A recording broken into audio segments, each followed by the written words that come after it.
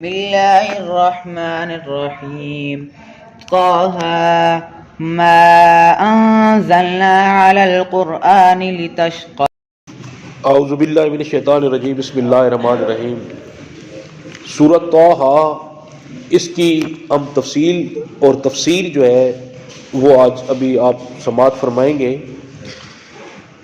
یہ 8 رکوع اور 135 آیات پر مشتمل سورہ ہے، جس کا آغاز طٰہٰ سے ہوتا ہے۔ یہ حروف مقطعات ہیں، اور جیسا کہ پہلے آپ کو بتایا گیا تھا کہ یہ الفاظ جو ہیں ان کی میننگ سوائے اللہ تعالیٰ کے مفسرین نے ان کے بہت سارے استدلال کیے ہیں ان کی میننگ کے اعتبار سے، لیکن حقیقی معنی جو ہیں وہ صرف اور صرف اللہ تعالیٰ ہی جانتا ہے۔ اس پوری سورہ کے اندر، سورۃ طٰہٰ کے اندر، اللہ تعالیٰ موسیٰ علیہ السلام کی زندگی کے تمام جو اسلوب ہیں اور ایک جو زندگی کا جو نچوڑ ہے وہ سارے کا سارا اس سورہ کے ذریعے ہمارے سامنے رکھا ہے۔ تو وہ پیدائش سے لے کے، بلکہ پیدائش سے پہلے سے لے کے اور اس کے اینڈ تک، اختتام تک، پیدائش سے پہلے جو فرعون تھا، یہ فرعون میں نے آپ کو بتایا تھا کہ لقب ہے، فرعون نام نہیں ہے، اس کا نام غالباً مصب اس کا نام کہیں میں نے پڑھا ہے کتاب کے اندر، لیکن چونکہ لقب تھا، جس طریقے سے کیسر و کسرا کا لقب تھا، شہنشاہ ایران کا جو کسرا کہتے تھے اسے، شہنشاہ روم جو تھا اس کو کیسر کیا کہا جاتا تھا۔ تو اسی طریقے سے جو مصر کے جو بادشاہ مشہور ہوئی ہیں ان کا نام رکھا گیا فرعون، تو جو بھی آتا تھا وہ فرعون کہلاتا تھا۔ تو یہ جو فرعون تھا موسیٰ علیہ السلام کے دور کے اندر، اس کا نام مصب میں نے کہیں پڑھا ہے، اب ایگزیکٹ جو ہو سکتا ہے نام کچھ اور بھی ہو، لیکن جہاں تک مجھے یاد پڑتا ہے میں نے یہ پڑھا ہے۔ بہرحال اس نے اپنی زندگی کے اندر کچھ خواب دیکھا، اس خواب کا تذکرہ اس نے اپنے جو اس مالک کے اندر جادوگر تھے ان سے کیا۔ انہوں نے کہا جی کہ بنی اسرائیل کی قوم کے اندر ایک ایسا نبی یا بچہ پیدا ہوگا جو تمہاری شہنشاہت کے خاتمے کا باعث بنے گا۔ موسیٰ علیہ السلام کی پیدائش سے پہلے کا یہ واقعہ ہے۔ تو فرعون نے جب یہ سنا تو اس نے اپنی اس بستی کے اندر، اس ملک کے اندر، اپنی شہنشاہیت کے اندر اس نے یہ اعلان کر دیا کہ کیا کرو کہ جتنے بھی بچے بنی اسرائیل کے گھر کے اندر عورتیں حاملہ ہیں پیدا ہوں گے تو وہاں پہ وہ مختلف دائیاں اور مختلف محافظ کھڑے کر دیے کہ جو بھی بچہ پیدا ہوگا اس کو قتل کر دیا جائے۔ تو یہ سلسلہ شروع ہو گیا، جو بھی بچہ پیدا ہوتا اس کو قتل کر دیا جاتا۔ بعد میں جو فرعونی لوگ تھے، یعنی کہ فرعون کے جو تابع تھے، انہوں نے کیا کیا، انہوں نے یہ کیا کہ انہوں نے کہا فرعون کو کہ اس طریقے سے چونکہ یہ جو بنی اسرائیل کے لوگ ہیں یہ تو تمہارے خدمت گزار ہیں، تمہاری خدمت کرتے ہیں، ملازمین رکھی ہوئی ہیں تم نے، اگر مسلسل ان کو قتل کرتے رہے تو تمہارا خدمت گزار کون رہے گا؟ لہذا یہ طریقہ غلط ہے، تو خدمت کرنے والے ختم ہو جائیں گے، کام خود اپنے ہاتھوں سے کرنا پڑے گا۔ تو بچوں پھر یہ ہوا کہ فیصلہ یہ کیا گیا کہ یہ جو قتل کرنے والا سلسلہ ہے، قتل و غارت والا، اس کو 1 سال قتل و غارت کی جائے، اگلے سال ان کو کیا کر دیا جائے، بری کر دیا جائے، چھوڑ دیا جائے۔ تو جس سال چھوڑا گیا وہ قتل و غارت والا سلسلہ، اس سال اللہ تعالیٰ کی حکمت سے اور اللہ تعالیٰ کے فضل سے حضرت ہارون علیہ السلام پیدا ہوئے، جو حضرت موسیٰ علیہ السلام کے کیا لگتے ہیں؟ بڑے بھائی۔ اس سال وہ پیدا ہوئے، اور پھر اگلا سال جب آیا جس سال وہ قتل ہونے تھے بچے، اس سال اللہ تعالیٰ نے موسیٰ علیہ السلام کو پیدا کیا۔ اب حضرت ہارون تو ظاہر ہے بچ گئے، وہ کوئی ایسا سلسلہ نہیں تھا، اور ان کے ساتھ جو بھی بچے اس سال پیدا ہوئے ان سب کو جو ہے وہ اس طرح ان کے ساتھ سلوک نہیں کیا گیا۔ لیکن جس سال حضرت موسیٰ علیہ السلام پیدا ہوئے اکثریت کو انہوں نے قتل کر دیا، تو اللہ تعالیٰ نے ان کی والدہ کے اوپر کچھ الہام بھیجا کہ ان کا بندوبست میں کروں گا۔ اللہ تعالیٰ چونکہ سب سے بڑا محافظ ہے، اور اپنے نبی کو، جو اللہ تعالیٰ کا نبی جس کو اپنا چن لے تو ان کے ساتھ تو پھر وہ بڑا خصوصی معاملہ فرماتے ہیں۔ تو انہوں نے اس بچے کو، حضرت موسیٰ علیہ السلام کی والدہ نے ان کی بہن کے کہنے پہ ایک بکسے کے اندر بند کر دیا، اور بکسے کے اندر بند کر کے مختصراً میں بتا رہا ہوں کہ وہ اس کو دریا کے اندر بہا دیا کہ کہیں نہ کہیں اللہ تعالیٰ خود اگر محافظ ہے تو اللہ خود ہی بچانے والا ہے۔ تو جب وہ بہہ گئے، ان کی بہن اس دریا کے کنارے کنارے کنارے آتی رہیں جہاں سے وہ جو ہے وہ بہہ کے جا رہا تھا بکسا، اور دیکھتی رہیں کہ یہ نہر اب کس طرف جاتی ہے۔ یہ نہر اس فرعون کے محل کے اندر سے گزر کے یا اس کے ساتھ ساتھ گزر کے کہیں آگے جاتی تھی۔ اب اتفاق یہ ہوا کہ موسیٰ علیہ السلام کی جب وہ جا رہے تھے نا اس میں بہہ کے بکسے کے اندر اس نہر میں دریا میں، تو فرعون کی جو باندیاں تھیں وہ محل کی چھت کے اوپر کھڑی تھی۔ محل کی چھت کے اوپر جب انہوں نے دیکھا کہ ایک بکسا جو ہے وہ آ رہا ہے، انہوں نے اس بکسے کو پکڑ لیا، بلکہ مشورہ کیا فرعون کی بیوی حضرت آسیہ سے، ان کے کہنے پہ اس بکسے کو جو ہے انہوں نے پکڑ لیا، اور جب کھولا تو بڑا ہی خوبصورت ایک بچہ بیچ میں تھا۔ تو اب یہ ہوا کہ اس بچے کو انہوں نے باہر نکالا، اللہ تعالیٰ نے حضرت آسیہ کے دل کے اندر اس بچے کی محبت ڈال دی۔ تو اس کو یہ بھی خوف تھا کہ فرعون تو یہ ایسا نہیں کرے گا، لیکن منت سماجت کرنے کے بعد فرعون کے سامنے لے کے گئیں تو یہ اس سے کہا کہ یہ تو بچہ ہم گھر میں رکھیں گے، اس کو گھر میں پالیں گے، یہ تو بڑا خوبصورت ہے اور بڑا پیارا ہے اور مجھے بڑا بھلا معلوم ہوا ہے۔ تو لہٰذا فرعون ظاہر ہے یہ سن کے طیش میں آ گیا کہ اس سال تو ہم نے بچے جو ہے وہ قتل کرنے تھے، تو یہ بچہ کہاں سے بچ کے آ گیا۔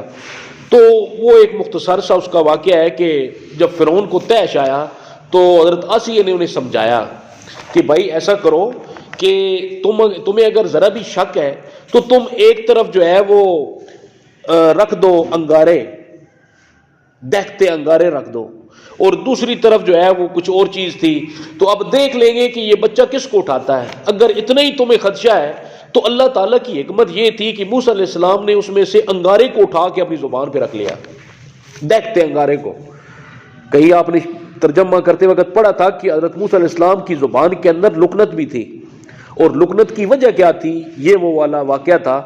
اب جب وہ رکھ لیا انگارہ تو حضرت آسیہ نے ان سے کہا کہ دیکھا یہ بچہ تھا، اب جب بچہ تھا تو یہ انگارہ کیوں اٹھاتا، اگر اتنا ہی اسے کچھ ہوتا۔ تو ایک دفعہ یہ بھی تھا کہ وہ اس کے تناظر میں ایک اور واقعہ بھی ہے کہ حضرت موسیٰ علیہ السلام جب اس گود میں آئے نا اس کی، فرعون نے ان کو اٹھایا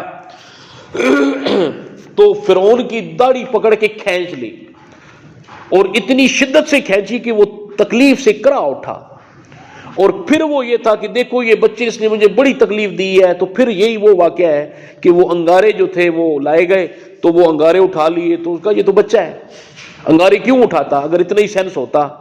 تو لہٰذا اللہ تعالیٰ نے ان کے دل میں موسیٰ علیہ السلام کی محبت ڈالنی تھی، آپ انہی کے محل کے اندر ان کی پرورش ہوئی اور پروان چڑھے۔ خیر جوانی وہیں پہ گزاری۔ اچھا اب جب جوان ہو گئے تو ظاہر ہے وہ جو فرعون تھا وہ اپنی لوگوں کو اپنے سامنے سجدہ کرواتا تھا، اور اس کا اعلان تھا انا ربکم الاعلی، سب سے بڑا خدا تو میں ہوں۔ پھر اللہ تعالیٰ نے اس کے ساتھ جو معاملہ کیا وہ آگے تفصیل میں آنے والا ہے۔ اب ہوا یہ کہ موسیٰ علیہ السلام جب جوان ہوئے تو ایک رستے سے گزر رہے تھے، جب رستے سے گزر رہے تھے تو یہ ہو بہو وہ ترجمہ ہے اور وہ آیات کا جو آپ کے سامنے میں رکھ رہا ہوں جو قرآن پاک کے اندر آئی ہوئی ہیں، تو اس واقعات کی صورت میں جب آپ یاد کریں گے تو آٹومیٹیکلی وہ چیز آپ کے ذہن میں اترے گی اور بیٹھے گی۔ جب رستے سے گزر رہے تھے تو آگے دو لوگ لڑ رہے تھے، ان میں سے ایک بندے کا تعلق بنو اسرائیل سے تھا جو موسیٰ علیہ السلام کی قوم تھی، دوسرا جو شخص تھا اس کو کربتی کہتے ہیں، کربتی فرعون کے جو تابعدار تھے، ماننے والے تھے، اس کا تعلق ان سے تھا۔ اب وہ کربتی اور بنو اسرائیل کا جو بندہ تھا وہ آپس میں گتھم گتھا تھے۔ اب ہوا کیا کہ موسیٰ علیہ السلام کو بڑا ترس آیا کہ یہ جو کربتی ہے یہ بنو اسرائیل والے بندے کو مار رہا ہے، تو انہوں نے اس کو مکہ رسید کر دیا۔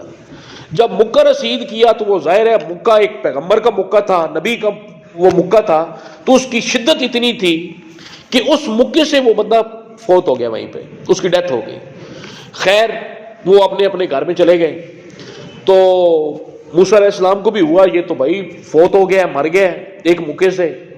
تو خیر فرعون کو جب یہ بات پتہ چلی، اس نے بڑا لوگوں کو ادھر ادھر دوڑایا بھگایا کہ تحقیق کی جائے، یہ فرعونی جو ہے وہ میرے ماننے والے کو کس نے مار دیا۔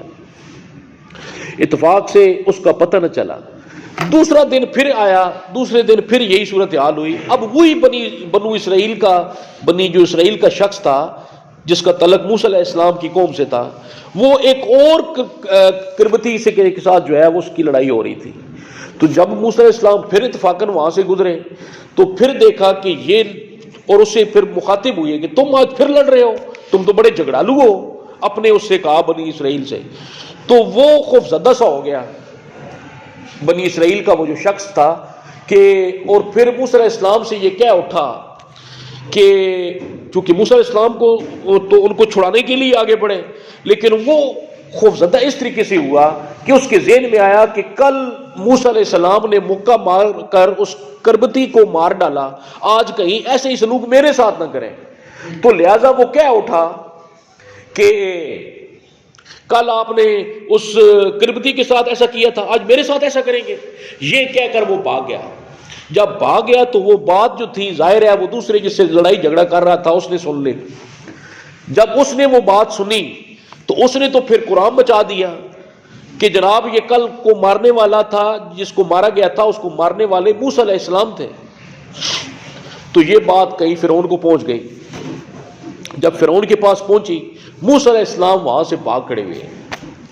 وہ بھاگ کے، وہ ظاہر ہے وہ ادھر ادھر تو گئے نہیں تھے، وہ جاتے جاتے جاتے کہیں پہنچ گئے مدین، جو مدین کا علاقہ ہے وہاں پہ پہنچ گئے، اور مدین کے اندر شعیب علیہ السلام کی قوم آباد تھی۔ وہاں سے بھاگ کھڑے ہوئے اور کہاں جا کے پہنچ گئے؟ مدین کے پاس پہنچ گئے۔ مدین جب پہنچے تو انہوں نے دیکھا وہاں پہ تھکے ہارے جب بیٹھے، انہوں نے دیکھا کہ ساتھ کہیں دور ایک سامنے کچھ کنواں تھا جہاں پہ لوگ پانی وہ لیتے تھے، نکالتے تھے۔ تو آپ بھی اس کے قریب بیٹھ گئے، اور جب بیٹھے تو آپ نے دیکھا کہ لوگ وہاں پہ پانی بھر رہے ہیں اور کنویں سے نکال رہے ہیں، خود بھی پی رہے ہیں اور اپنے مویشیوں کو بھی پلا رہے ہیں۔ جب انہوں نے یہ دیکھا تو اسی اثناء میں انہوں نے یہ دیکھا کہ دو جو عورتیں تھیں، لڑکیاں تھیں، وہ بھی اپنے مویشی لے کے اس انتظار میں وہاں پہ کھڑی تھیں کہ ہماری باری کب آئے گی۔ تو موسیٰ علیہ السلام نے جب ان سے پوچھا کہ آپ کیوں کھڑی ہیں، تو انہوں نے کہا جی ہم انتظار میں ہیں۔ انہوں نے کہا جی کس چیز کا انتظار؟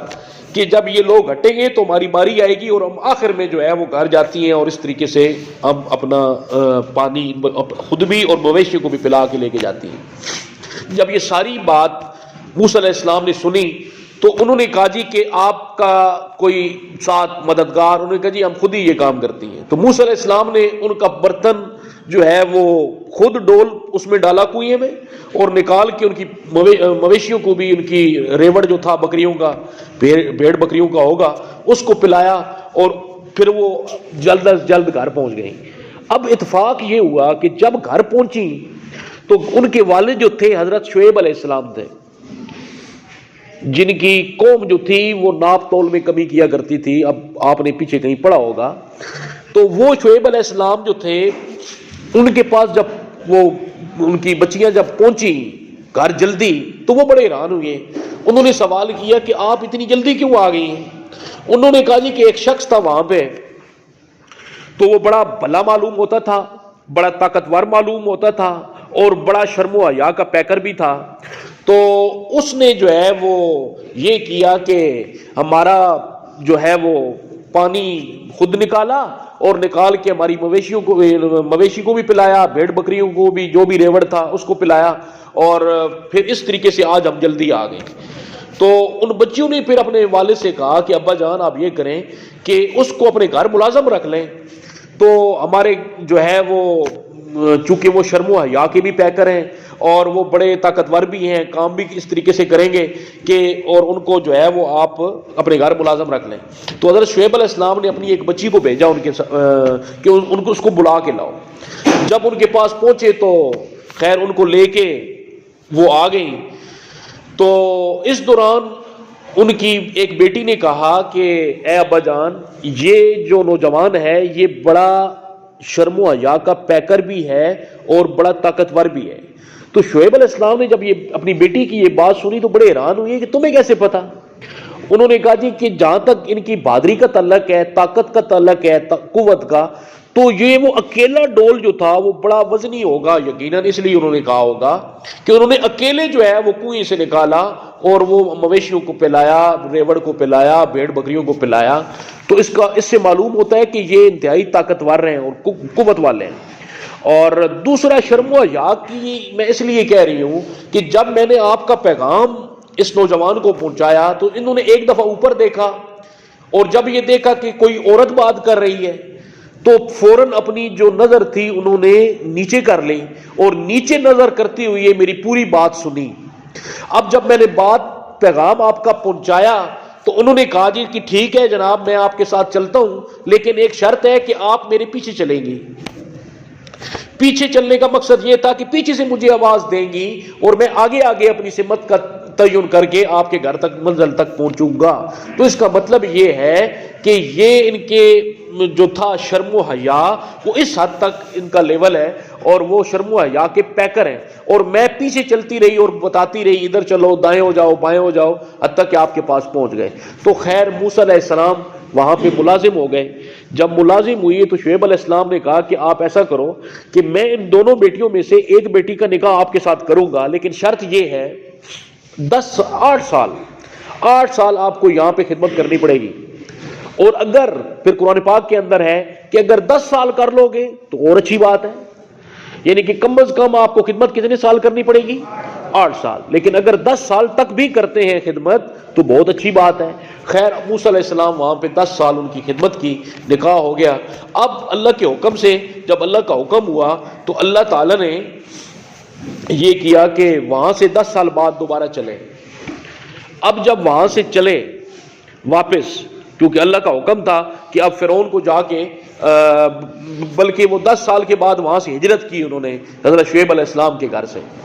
جب جا رہے تھے رستے میں تو کہیں پڑاؤ کیا، تو آپ نے پیچھے پڑھا تھا اور سنا تھا ترجمہ سورۃ طٰہٰ کی کچھ آیات کا، کہ جب وہ گزر رہے تھے تو وہاں پہ انہوں نے پڑاؤ کیا، ٹھہرے۔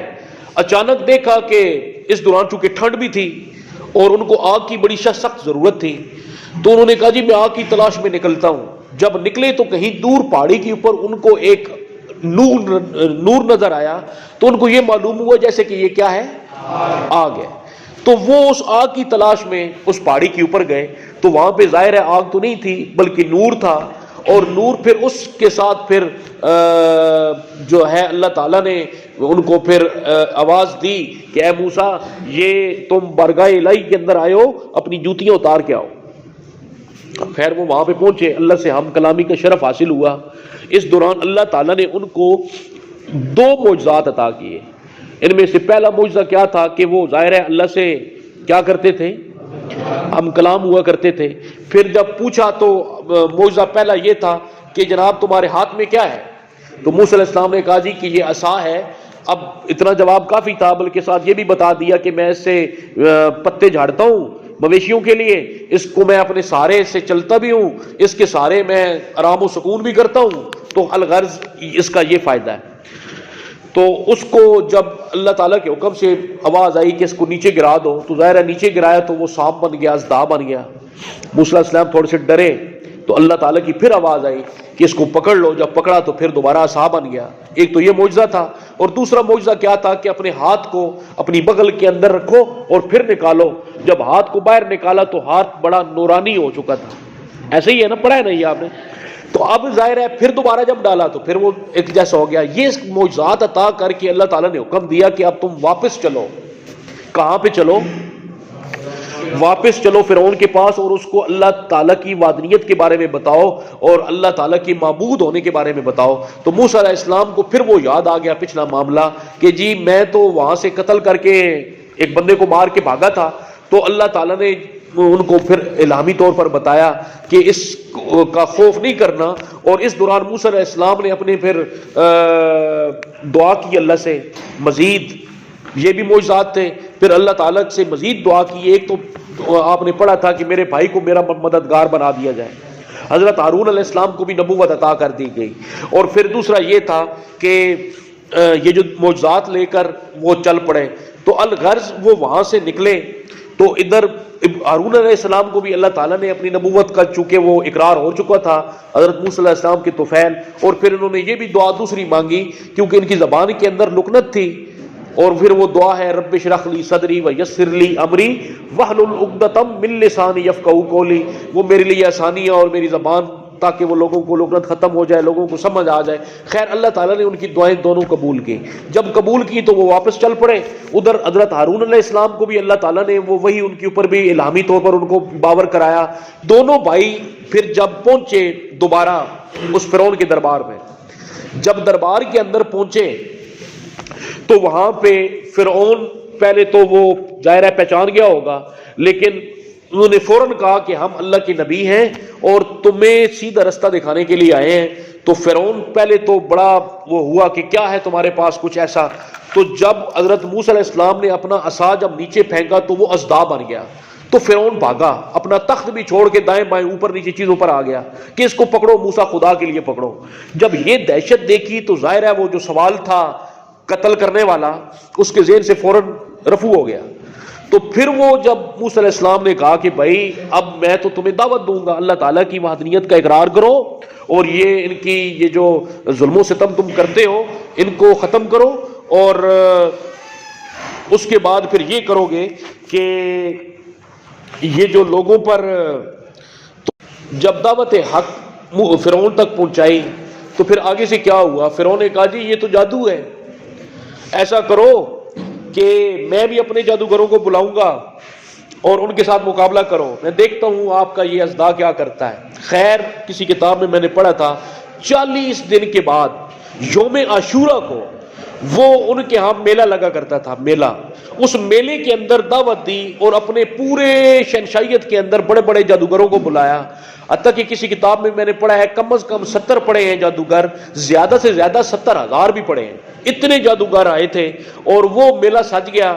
40 دن کا گیپ ہوا, وہ میلہ سج گیا. جب وہ میلہ سج گیا تو ظاہر ہے وہ لوگ دیکھنے کے لیے آئے تھے کہ اب یہ معاملہ کیا ہے, کیونکہ وہ جو دور تھا وہ یہ جادوؤں کا اور ٹونوں کا اور یہ دور تھا. خیر اب اتفاق یہ ہوا, اب جو آپ نے یہ آیات پڑھی ہیں اور آپ نے وہ آیت نمبر 61 سے لے کے 61 سے لے کے 80 تک جو پڑھا ہے, یہ سارا واقعہ یہ جو بھی میں شروع کرنے لگا ہوں اس سے متعلقہ ہے. سورۃ طٰہٰ کی 61 آیت سے لے کے 80 تک جو بھی آپ نے تلاوت کی ہے سنی ہے اس کا ترجمہ ہے. تو اب یہ واقعے کی صورت میں ترجمہ ہے. جب میلہ لگ چکا تو ظاہر ہے ڈائلاگ ہوا موسیٰ علیہ السلام اور حضرت ہارون علیہ السلام کا ان جادوگروں کے ساتھ. ان سے یہ کہا کہ بھائی, جادوگروں نے کہا کہ ہاں بھائی کیا پروگرام ہے. تو موسیٰ علیہ السلام نے کہا جی کہ جو کچھ آپ پہلے کرنا چاہتے ہیں کریں. تو خیر ان کے ہاتھ میں وہ رسیاں تھیں اور لکڑیاں تھیں, انہوں نے اس میدان میں پھینک دی. جب میدان میں پھینک دی تو وہ سانپ بن گئے, کوئی ادھر رینگ رہا ہے, کوئی ادھر جا رہا ہے, کوئی ادھر آ رہا ہے. تو ظاہر ہے وہ گڑ مڑ ایک دوسرے کے اندر سانپ ہو جاتے ہیں. تو اس دوران موسیٰ علیہ السلام تھوڑے سے بڑے گھبرائے. پھر اچانک کہیں وہ ذہن میں آ گیا کہ میں نے تو یہ اژدھا جو ہے یہ جو پکڑا ہوا ہے عصا, اس عصا کو نیچے جب پھینکا کہ پھینکوں گا تو ظاہر ہے یہ اژدھا بنے گا. تو اس دوران انہوں نے پھینک لیا تو بڑا اژدھا بن گیا. اس اژدھا کے پاؤں بھی تھے, کہیں میں نے پڑھا ہے منہ بھی تھا. تو وہ منہ سے انہوں نے تمام جتنی بھی وہ بل کھاتی ہوئی رسیاں سانپ بنی ہوئی تھی سب کو انہوں نے نگل لیا. تو اس دوران جو جادوگر تھے چاہے وہ 70 تھے یا 70,000 تھے, جتنے بھی تھے سارے کے سارے انہوں نے پکار اٹھے کہ یہ تو واقعی کوئی جادو نہیں ہے, یہ تو صرف اور صرف نبوت کا ایک سامنے ثبوت ہے کہ یہ قتل نہیں ہو سکتا کہ ہماری رسیاں اور لکڑیاں سانپ بنے اور ایک اژدھا ان کو نگل لے. یہ کسی صورت میں پاسبل نہیں ہو سکتا, یقیناً یہ اللہ تعالیٰ کے حکم سے ہوا ہے, تو یہ نبی ہیں. تو وہ فوراً سجدے میں گر پڑے. اچھا جب وہ جادوگر سجدے میں گر پڑے اور ایمان لے آئے موسیٰ علیہ السلام پر اور اللہ کی وحدانیت کے اوپر, توحید کے اوپر ایمان لے آئے. جب ایمان لے آئے تو جب فرعون نے پھر بعد میں نے کتاب کے اندر پڑھا تھا کہ ان جادوگروں کو انہوں نے شہید کر دیا تھا. تمام جادوگروں کو فرعون نے کیا کر دیا تھا, شہید. اب حضرت موسیٰ کا مطالبہ کیا تھا فرعون سے کہ تم یہ بنی اسرائیل کی جو قوم ہے اس کو آزاد کرو اور اس کو یہاں سے نکال لو, میں اپنے ساتھ لے جاؤں گا. لیکن وہ کہتا تھا جی کہ یہ تو میرے خدمت گزار ہیں, یہ تو میرے ملازمین ہیں، یہ میں کیوں کر سکتا ہوں؟ تو اس طریقے سے خیر موسیٰ علیہ السلام نے وہ فتح حاصل کی اللہ کی مدد سے. تو پھر بعد میں پھر ایک رات کو جب وہ اپنے ساری دنیا ظاہر ہے خواب غفلت میں پڑی ہوئی تھی، تو بنی اسرائیل کی قوم کو موسیٰ علیہ السلام لے کے آگے چل پڑے، نکال کے لے گئے. جب صبح اٹھے تو فرعون کو پتا چلا کہ تمام بنی اسرائیل جو ہیں وہ سارے کے سارے کیا کر چکے ہیں، یہاں سے جا چکے ہیں. انہوں نے پیچھے اپنے تمام جمعیت اکٹھی کی، تمام فوج دائیں بائیں سے اکٹھی کی، پورا لاؤ لشکر فرعون نے اکٹھا کیا. اور ظاہر ہے اس کے پاس سواریاں تھیں، تو وہ سواریوں کے اوپر ان کے پیچھے چل پڑے. تو جب ادھر موسیٰ علیہ السلام اور آپ کی قوم بنی اسرائیل جب اس دریا کے پاس پہنچی، دریائے نیل، تو اس دریا کے پاس پہنچ کے تو موسیٰ علیہ السلام نے کہا کہ یہ تو پانی ہے، اب آگے دریا کیسے عبور کریں؟ پھر اچانک یاد آیا کہ اللہ نے وعدہ کیا ہوا تھا کہ دریا کے اندر اگر عصا مارو گے تو رستے بن جائیں گے. تو جب آپ نے پھر عصا مارا تو 12 رستے بن گئے. اچھا، اس دوران اتفاقاً یہ ہوا کہ وہ 12 قبائل تھے، بنی اسرائیل کے 12 قبائل، 12 رستے، ہر قبیلہ اپنے رستے سے اس کو ایک رستہ ملا اور وہ رستے سے اس نے دریا عبور کرنا شروع کیا. اس دوران کیونکہ وہ اتنی تیز سواریوں پر آ رہے تھے، آخری جو قبیلہ تھا اس کے تھوڑا سا فاصلہ رہ گیا تھا اس قوم کا، یہ جو فرعون کی قوم تھی اور فرعون کا لاؤ لشکر تھا. تو جب یہ انہوں نے دریا عبور کیا تو فرعون نے پیچھے بھی وہ ظاہر رستہ ملا ہوا تھا، تو دریا میں اپنے وہ تمام اس رستے کے اوپر ڈال دی اپنی پوری فوج کو. خیر موسیٰ علیہ السلام کی قوم اللہ کے فضل سے دریا عبور کر گئی، لیکن وہ بیچ دریا کے اندر جب لاؤ لشکر پہنچا، دریا کا پانی آپس میں کیا ہو گیا؟ مل گیا، اللہ تعالیٰ کے حکم سے مل گیا، تو وہ غرق ہو گیا. موسیٰ علیہ السلام کا پورا لاؤ لشکر غرق ہوا. قوم نے پوچھا کہ کیا فرعون بھی مرا ہے کہ نہیں؟ حضرت موسیٰ علیہ السلام نے اللہ سے دعا کی کہ اس کو ذرا لوگوں کے لیے نشانی بنا دیں اور ہمیں دکھا دیں. خیر سمندر کی موجوں نے اس کی لاش کو اٹھا کے ساحل کے اوپر پھینک دیا. تو اس قوم نے جو ہے اپنی آنکھوں سے اس کی جو ہے لاش بھی دیکھی، اور ان کو پھر یقین آیا کہ واقعی جو ہے وہ فرعون ہلاک ہو چکا ہے، اور اس کا پورا لاؤ لشکر کو پوری بنی اسرائیل قوم نے جو ہے اپنی آنکھوں کے سامنے دیکھا. خیر موسیٰ علیہ السلام جو ہے وہ لے کے چل پڑے اپنی قوم کو، اور جب ایک مقام پہ پہنچے تو وہاں پہ اپنا وہ جو ہے وہ ڈیرا وہاں پہ پڑاؤ کیا، اور پھر حضرت ہارون علیہ السلام کو کہا کہ یہ قوم آپ کے سپرد ہے، میں اب اللہ سے ہم کلام کروں گا، ہم کلام ہوں گا اور اللہ کی برگاہ میں حاضری دوں گا، اور 30 دن کے لیے میں نہیں آؤں گا. کتنے دن کے لیے بھائی؟ 30 دن کے لیے. اچھا، جب یہ کہہ کہ وہ چلے گئے کوئی طور پہ، اللہ سے ہم کلام ہوئے، اس دوران 30 روزے رکھے، اور وہ روزے دن رات کے روزے تھے. 30 روزے رکھے. ادھر وہ قوم جو تھی اب وہ دونوں رخ لے کے چل رہے ہیں. پہلا رخ جو ہے وہ موسیٰ علیہ السلام کا اللہ تعالیٰ کے ساتھ ہم کلامی کوئی طور کے اوپر، اور پیچھے حضرت ہارون علیہ السلام کی سربراہی میں ان کی وہ قوم جو ہے وہ رہ رہی تھی جہاں پہ انہوں نے پڑاؤ کیا تھا. اب ادھر جب حضرت موسیٰ علیہ السلام اللہ کے ساتھ ہم کلام ہوئے، روزے رکھے 30 روزے رکھنے کے بعد پھر اللہ کے ساتھ ظاہر ہم کلامی کے لیے جب وہ کوئی طور پر جا رہے تھے، تو انہوں نے دل میں سوچا، خیال آیا کہ کیا کیا جائے، کہ کیونکہ میں نے تو روزے رکھی ہوئی ہیں اور میں نے کلام اللہ سے کرنا ہے، تو کہیں میرے منہ سے بدبو نہ آ جائے. تو اس دوران انہوں نے کچھ گھاس پھوس پڑا ہوا تھا، گھاس کو منہ میں چبایا اور چبا کے پھینک دیا تاکہ وہ بدبو ختم ہو جائے. پھر اللہ کی برگاہ میں جب حاضری دی تو وہاں پہ اللہ تعالیٰ نے پوچھا، موسیٰ یہ کیا کیا؟ انہوں نے کہا یا اللہ میں نے 30 روزے رکھے ہیں تو میرے منہ سے کچھ بدبو آ رہی ہوگی، تو میں چونکہ تیری ذات سے ہم کلام میں نے ہونا ہے تو میں نے کچھ گھاس پھوس جو ہے وہ چبایا اور تاکہ وہ بدبو ختم ہو جائے. تو اللہ تعالیٰ نے وہاں پہ تمام بنی نوع انسان کے لیے، آنے والی امتوں کے لیے بھی ایک پیغام دیا ہے، اور موسیٰ علیہ السلام سے کہا کہ موسیٰ کیا تو نہیں جانتا کہ روزے دار کی جو خوشبو ہے وہ مجھے مشک و عنبر کی خوشبو سے بھی زیادہ پیاری ہے، تو یہ کیوں کر کیا؟ اب اس کی بجائے 10 روزے تم اور رکھو گے. تو موسیٰ علیہ السلام نے پھر 10 روزے اور رکھے. ادھر اپنی قوم سے وعدہ کیا کیا تھا، میں کتنے دنوں بعد آؤں گا؟ 30. یہ اللہ تعالیٰ کی حکمتیں ہیں، اور اس سے کچھ نہ کچھ سبق ہمیں حاصل ہوتا ہے. ہر چیز کے اندر اللہ کی حکمت ہوتی ہے. اور پھر وہ 10 روزے اور رکھے، تو اب کتنے دن سٹے کرنا پڑا؟ 40 دن سٹے کرنا پڑا.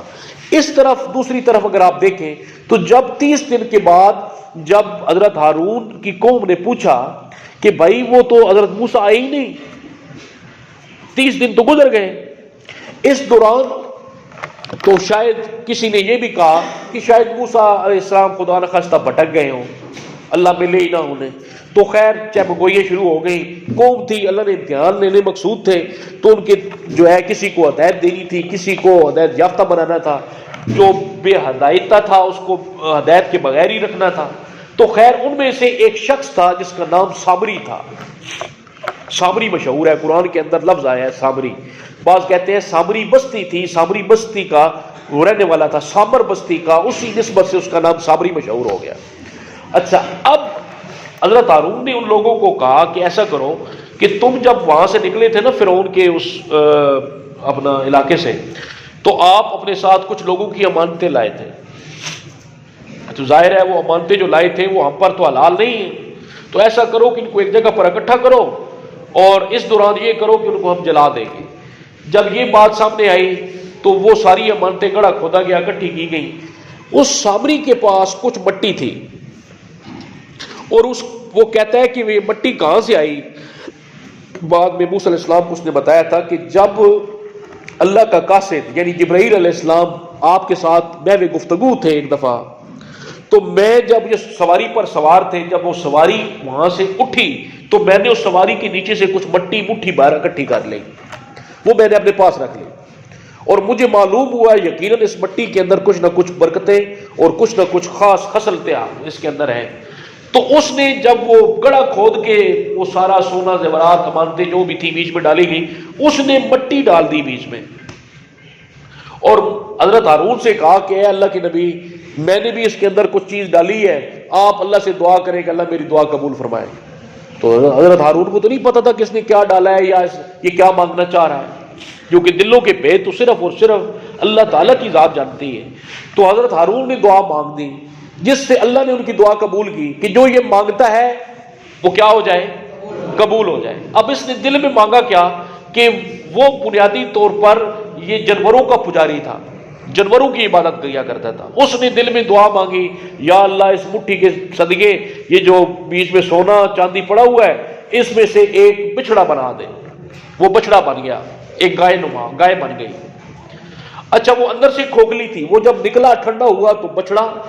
اب وہ سامری حضرت ہارون ظاہر پریشان ہوئی ہے کہ یہ بیچ میں سے کیا نکلا ہے، تو دعا اس نے مانگی تھی قبول حضرت ہارون کی مدد سے ہوئی، قبول کرنے والی ذات اللہ تعالیٰ کی ہے۔ تو وہ خیر بچڑا نکل آیا، وہ اندر سے کھوکھلا تھا، اس کے پشت پر اور زبان کے اوپر 2 سوراخ تھے جس سے ہوا کے بیچ میں سے وہ نکلتی تھی، لیکن اندر سے سارے کا سارا کھوکھلا تھا، اور اس کی زبان سے وہ جب ہوا گزرتی تھی نا اس کے جسم کے اندر سے تو وہ اس ہوا کی بدولت کچھ آواز بھی نکلتی تھی۔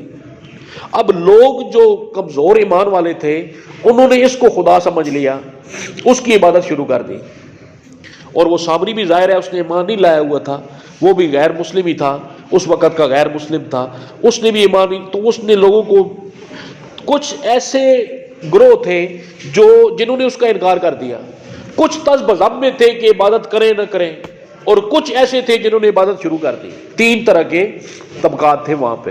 ایک نے تو مطلقاً انکار کر دیا کہ یہ کیسے رب ہو سکتا ہے، کچھ تذب ذب کا شکار ہو گئے کہ یہ کریں نہ کریں، ہے نہیں ہے، اور کچھ جو ہے اس کی عبادت میں مشغول ہو گئے۔ ادھر جب موسیٰ علیہ السلام جب واپس آئے تو اللہ تعالیٰ نے ان کو وہاں پہ 40 دن بعد جب کلام ہوئی، اللہ تعالیٰ سے ہم کلام ہوئی تو اللہ نے ان کو بتا دیا تھا کہ تمہاری قوم نے پیچھے یہ کیا ہے۔ خیر وہ بڑے غصے سے واپس آئے، جب آئے تو حضرت ہارون علیہ السلام پر بھی بڑے ناراض ہوئے۔ پھر جب ان کی وہ معاملات سنے تو ان کے لیے مغفرت کی دعا بھی کی، اور قوم سے بڑے پھر وہ سخت مخاطب ہوئے کہ یہ تم نے کیا کر دیا، یہ کیوں کر خدا ہو سکتا ہے۔ تو خیر اس کو پھر بعد میں اس طریقے سے اللہ تعالیٰ نے ان کو اس قوم کو وہاں سے نجات دلائی۔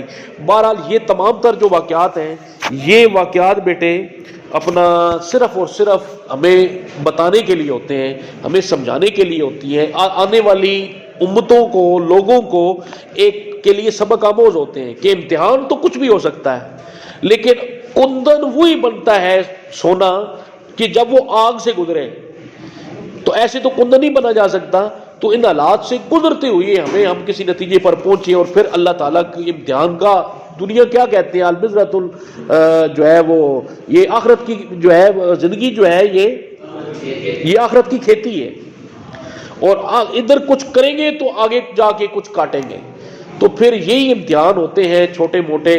اللہ تعالیٰ امتحان میں عمل تو ڈالے نہیں چونکہ کمزور ایمان والے ہیں، تو بہرحال دعا یہ کی جا سکتی ہے کہ اللہ تعالیٰ ہمیں سرخرو کرے، اور ان واقعات سے ہمیں یہ کچھ نہ کچھ جو سبق ہم حاصل کرتے ہیں اس پر عمل کی بھی توفیق عطا فرمائے۔ بہرحال یہ آج کا لیسن تھا بیٹے، اور کل سے انشاءاللہ تعالیٰ آگے جو آیات ہیں ان کا تذکرہ اور آگے وہ تفصیل جو ہے وہ پڑھیں گے۔